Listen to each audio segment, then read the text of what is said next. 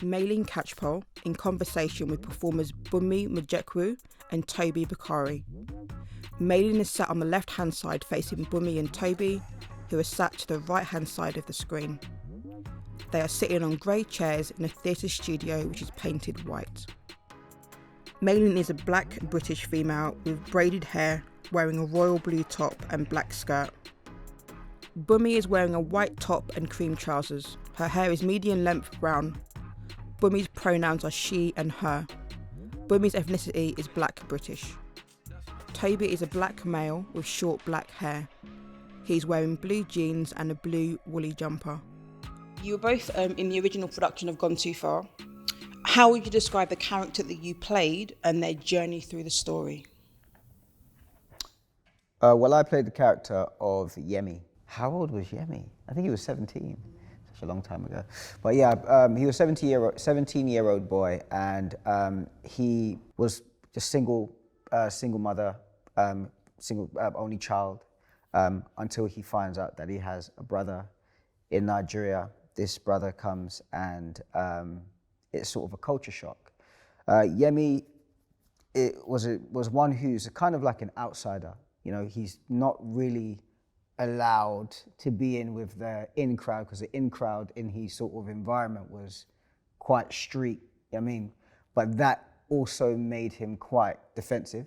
It made him quite, you know what I mean, just, he had this sort of chip on his shoulder, you know, and having now your brother, who is completely culturally different and in fact just embarrassing, almost as embarrassing as his mum, you know. What made them embarrassing? Well, it's culture, because I guess so. I'm Nigerian by heritage, and like my mum back in the days, like I would be walking out in the street or whatever when I was young, and my mum would just, like, it was the clothes she wears, is very elaborate, big clothing. Those things were embarrassing back then, and I think for Yemi, he also had a bit of that as well. You know, I guess Nigerian culture is not a quiet culture. It's a loud, boisterous culture. Because it's a loud, boisterous culture, you can't go under the radar, you know? And there's this thing about being cool, is that you're stealth but well known. You know what I mean? Like in the streets, you're stealth but well known. Like, you have this sort of notoriety about you. And I think Yemi, even though he didn't have that, no one cared for him, he kind of created this like world for himself. And having an older brother coming from Nigeria who had the accent as well, you know, the accent and the clothing and all these different things, it just embarrassed him. So yeah. That changed throughout the play. How does he feel at the end of the play? By the end of the play, it's that sort of thing of blood is thicker than water, you know.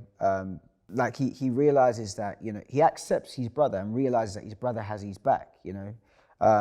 This is because he would have been harmed with a knife, and his brother gets in the way and basically ends up taking the stab wound for him. And that kind of brings Yemi full circle, because his brother was what he was trying to shrug off for the whole of the play. And by the end of it, he realizes, wow, like, this person would actually die for me, whereas the people he's trying to impress don't even want him. So yeah. Yeah. So Bunmi, you play two characters. Yeah. So how would you describe Paris and her journey through the play? So Paris is, again, 17, same age, and she's like a quiet, gentle kind of girl. She's a good, loyal friend as well. I think those are the attributes she holds dearly to herself. I think she's not afraid, but she's a bit more timid in putting herself out there in terms of her wants and needs. And she kind of just goes along with the people she's around and just tries to blend in, I think. Yeah. Does that change throughout the play? Yeah, so it does change. For her, she is confronted with a lot of truths that she has to deal with, and that's in relation to her relationship with her best friend Armani. I think their story is centered around colorism and her kind of dimming her light, while her friend, she kind of helps mature and blossom into who she is, but she kind of turns into a bit of a monster. And Paris has to kind of deal with that, and she gets confronted with Armani. I think at this point where we meet her in the play, she's about done, and she has to tell her own version of events, her truth in relation to how she is with Armani and how her story with Armani. And then again, it just blossoms into who she really is, being comfortable in her skin, realizing that she is completely whole without another person, and her skin color has nothing to do with who she is, she just is. And I think by the end of the play, she does come to that realization, and my hope for her is that she's able to move forward in that direction and not be in someone's shadow the whole time. She comes out in her own light. What about the mum? So you play the mum as well? Yeah. So I did the mum's voice behind stage, so we never see her. Is that your voice I'm hearing? Is that what I told you to be doing? Was it me, Mom? You better not be playing any game up there. If I should catch you, none of your stuff up. You these children. They are trying to kill me.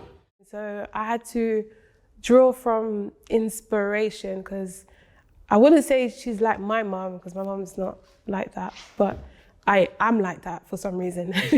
So I just took on a lot of the people I know who are strong Nigerian women in my life, my mom included, and really take on those characteristics and try and make sure that I am able to convincingly portray a mature woman who is dealing with two boys from two different worlds, one that she's raised actively and the other one that is not with her.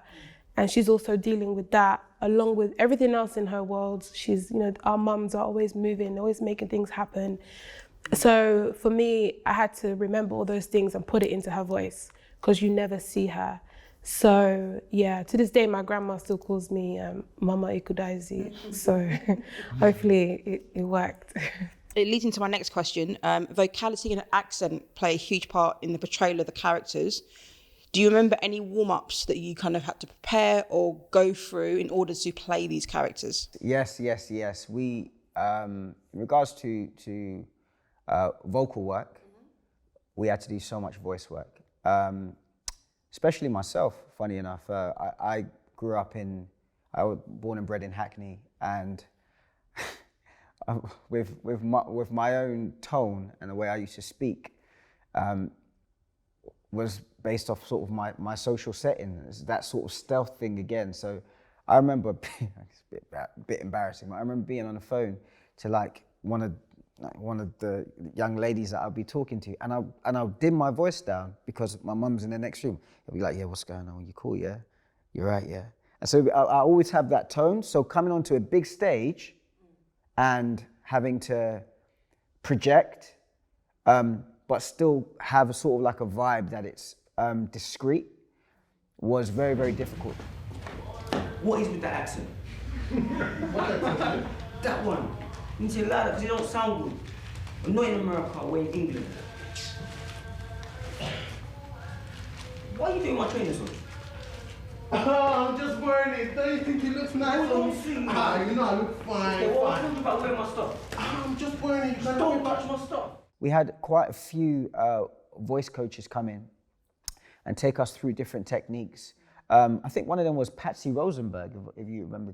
Mm-hmm. Yeah, but I think one of them was Patsy Rosenberg, well-known vocal coach. And she just sort of allowed us to still get the tonality and the vibe of being from where we're from and where our characters are from, but enable us to project on a big stage. So we done a lot of work on that. We done all the and all the and all that stuff, So yeah, we done it all. Nice. What about you in terms of vocal? But what do you remember from rehearsals, in particularly between playing Paris and playing the mum? How you prepared, and then how you used your voice in performance? For me, I learned very early that I had to protect my voice because a lot of it was me shouting. So I had to learn the difference between shouting and projecting. So I had to then train myself to project as opposed to shout, because what was happening during rehearsal was I was losing my voice. So by the time I had to play Paris, I wasn't able to sustain that because I didn't have much to use. So for me, I do remember again, working on that voice. And for me, I had to work on maturing my voice and then bringing it back down to a 17-year-old. So I had to really work on tone and things like that, just to make sure that people would also wonder who was playing the mum, and hopefully they wouldn't guess it was me. That was something I remember being very important to me, was making sure that there was a clear distinction between these two, even though one has a Nigerian accent and the other has a UK London accent. I still wanted to make sure that there was a clear distinction. Why does it matter though? You mean a lot of people knowing his real name? Most people can't even pronounce his African name properly anyway, it probably frustrates him. Anyways, Blaze is only his street name. But that many people know you lot's spy name either, do they? You're so stupid! That's not the reason! What's the reason then? He is ashamed! He's not. He's always talking about Africa. How can he be ashamed? The most important thing was learning and respecting the stage. Again, like what Toby is saying, is like having to do all those exercises that I thought was so strange, because I was like, what is all this? Like, what does this really mean? But it really does work. Being able to speak to the person at the back of the stage was a very important thing, so yeah. How would you describe the difference between the kind of London British accent and then trying to do a Nigerian accent?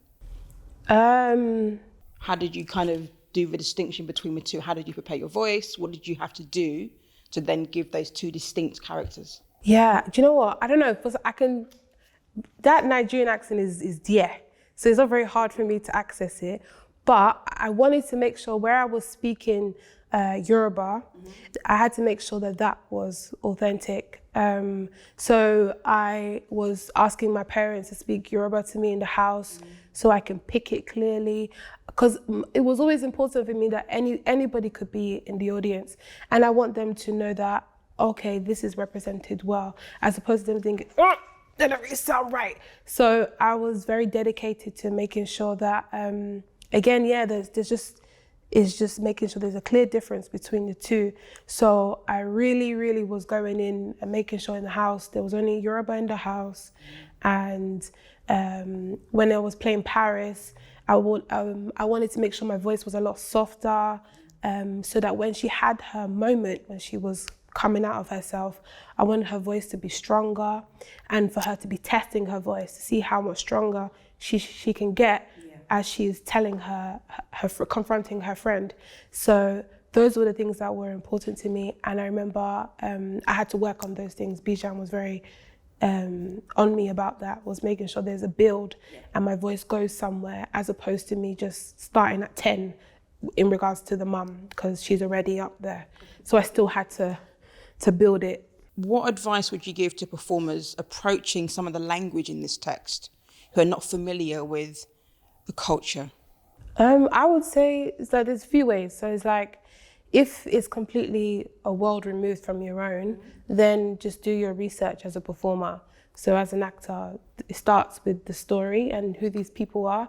So do some research about these people so that it's authentic, and then make some decisions on your own as a performer and how you want to approach it. You know, the language isn't too different from anything else anyone's heard, unless it's the Yoruba in the film. Again, I would say, like, I had some advice about learning languages. Is like, just watch the films in the native language, and you will see the way that they use the word in their body as well. So then it becomes a lot easier for you to mimic and then portray. But all in all, I think it's all about what you decide as an actor and how you want to portray these characters. So just learn the character and then just take it from there. My approach is I don't like to think about them too hard or too much. If I understand this and I just want to use a bit of slang, just go with it. Like I remember me and Zawi, we were listening to music. Like Zawi was like, oh, what kind of music would they listen to? I was like, because I was 17, 18 at the time. So I was like, yeah, that's what we're listening to right now. So we used to play it. In the text, I mentioned that I do her hair, so I was doing her hair. So it was just little things like that that connected us to the character. Do you remember the music? Do you remember what it was? I don't really remember what was the music doing. That what we were playing during it. It was like, I just made us listen to like a lot of grime music. Yeah, like old school grime, like Fleur de D, was the Lethal B, what's the crew? Warfire Crew. Yes, Warfire Crew. Why do I remember that? So all that kind of genre. That influenced how you created your character and the background to what they might be like. Because they were from like South London, so we were like, let's just listen to some South London grime music, I guess, because they hang around on estate. That's the kind of music you hear around. But personally, I decided that Paris was into like neon soul. So again, it's like I made personal decisions for my character. So like when she's with her friends, we listen to this, but when she's at home, she's listening to this and that and the third. So again, it's what you want to bring to that character. It could be something completely different. But if you want it to be completely authentic, just do your research, I would say. What about Yemi? What would he listen to? It'll be the same. It'll be grime, million, trillion% grime, until Mum opens the room door. Then what would that music? Yeah, you just turn it off. But yeah, it would be grime, full blown grime, because it's really interesting. Yemi's mind. The psychology of Yemi was very much, I'm not in the in crowd, but I do everything that if the opportunity comes up, I'm ready. Yeah. You know what I mean? I'm ready to be in the in crowd. And so keeping up with the music, though, yes, genuinely he liked the music, there is that aspect of popular culture and following trends that's there with him. He wanted the latest clothing.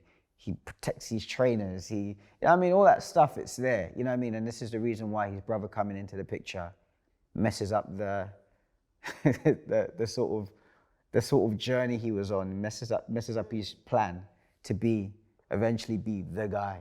How did you approach the physicalization of your character and making sure they were distinctive? So what kind of physical traits would you describe as your characters as opposed to yourselves? For me, similar to what Bumi said in regards to accent, there's some things that's just there, you know what I mean? And the movement of Yemi, growing up in Hackney, being around a certain environment, and even having actually quite a lot of aspects of the character anyway, in myself, getting this kid who wants to show a particular side of himself and not the vulnerable side. I had to just get rid of all the vulnerability and focus on the sort of animalistic, territorial sort of side of the character. And then when you're talking about territory, you have to ask the question, well, what is the territory? And this territory was Peckham, innit? It was an estate in Peckham.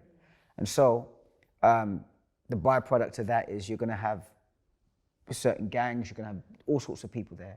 And so the movement was a defensive movement, sort of in the shoulders, but at the same time, it was territorial and just trying to sort of go like, but protecting himself, And also it changed as well, depending on who he's speaking to. So when he's in the house in the beginning of the play and he's playing the PlayStation, he's free, he's by himself. And when his mum calls his name, there's this sort of like panic, you know what I mean? That's there, and that changes your physicality, as opposed to when he's talking to characters like Armani, Paris, Blazer, Flamer, Razor. It's just different. There's a different demeanor. It's a different mannerism. More guarded? Yeah, it's more defensive? Guarded. It's more bravado. There's more bravado. there's a lot more bravado, and that's important for him. But there's this fantastic scene between Blazer and Yemi, and Blazer, he finds out Blazer is actually Nigerian, you know. But that's when the guard comes down a bit, and there's more of a freedom there. But outside of that, it's territorial, guarded, defensive. And I felt like that was embodied maybe on the upper part of the body. Okay. What about Paris and her physicalization? How did you portray that? And then how did it change? For Paris, I remember I didn't want her to be timid because I feel like she just lived in her own happy world. So she just kind of was just there. So when she's sitting down, I used to always make sure I sat to the side because I figured that she was always thinking. And she's always thinking like, I don't really like what she's saying, but whatever. So she's always just in her mind. And the only time, there's like 2 times when things change for her is when Blazer walks into the room because she likes Blazer. Or at least I think I made that decision. I'm not sure if it was a conscious thing, but I decided that she liked Blazer. So every time he entered, you know, she just kind of wanted to present herself as young girls do, you know, when the guy walks in, like, oh my God, he's here. So it was just little things that she would do just to fix herself. And what would happen is that Armani would kind of see it and knock it. So I wanted that to be shown in the way that it wasn't necessarily through her words, it was through her body because she never spoke about it. So it was more like, all right, cool, we're just gonna go back into that thinking mode where she's just in herself. So when she comes out, it's really like the complete contrast to how we've seen her before. And she's just doing all kinds of stuff to tell her friend about herself. So yeah, so I decided just to make some decisions because when she's not speaking, then she's still saying something. So yeah, that was important to me. How would you describe the scene transitions and what was their purpose? Oh, so the purpose of the transitions was for us to artistically go from one thing to the next. So they wanted to find a way, because normally, you know, you just black out and everyone runs across the stage, but not, you know, sometimes it could be like that. So I think for Arlene was our movement director, and obviously Bijan was our director. They wanted to use like movement and use it so that we're moving through the scene. So you'll see us walking, but obviously in a very stylistic type of way. So we had to work on like how we're gonna make that happen. How is it gonna also relate to where we are, the kind of people we are. So it doesn't look like all of a sudden we're doing something very artistic, but very deliberate and true to the character. So yeah, we found ways to move across the stage. As I was watching it back, you know, I saw a few people doing some moves and I was like, oh yeah, I remember that.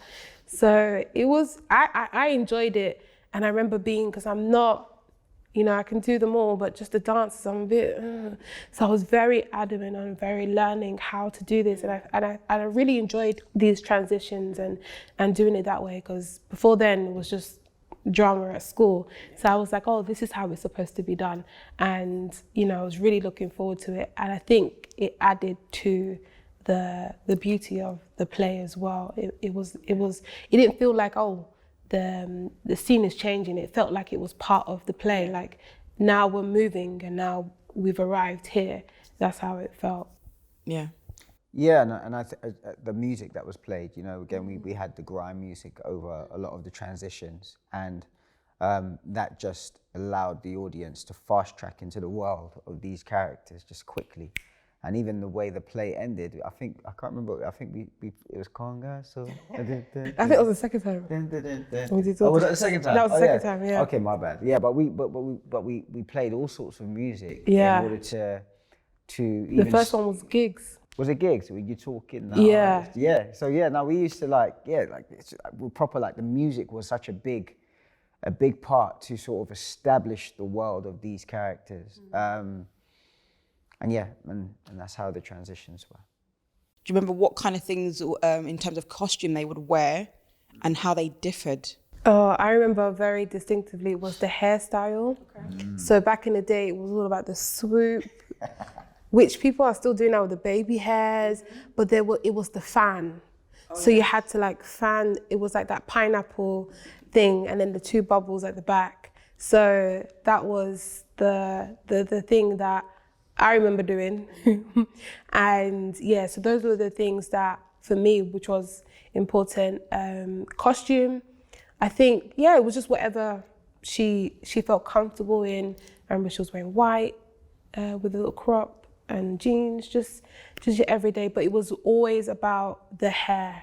Yeah, and that even in relation to being a black woman, our hair is a big part of our experience and our routine. So that was definitely the style then. It certainly isn't now, but we have our own now. But then it was all about that fan. Yemi had a black tracksuit on, which was perfect for him. You know what I mean? Probably was like the type of tracksuit that he will just recycle. You know what I mean? He had a black tracksuit on, pair of Nike trainers, and so Nike tracksuit, and that was in. You know what I mean? He sort of slightly done sort of low bats to a degree. You know what I mean?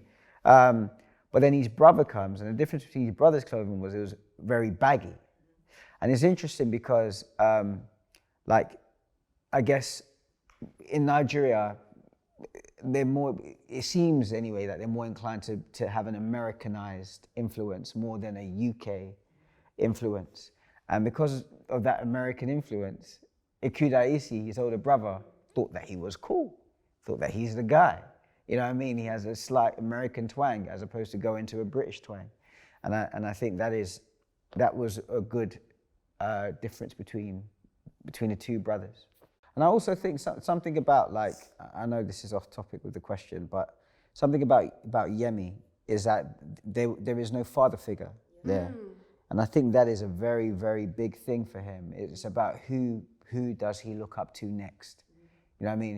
Who is going to be the person he looks up to? And I think by the end of the play, it does become his older brother, maybe not 100%, and it's actually the beginning of their relationship. The end of the play is the beginning of their relationship. And I think that sort of thing is very, very important, that Yemi's lack of a father figure plays a huge part in his sort of wandering.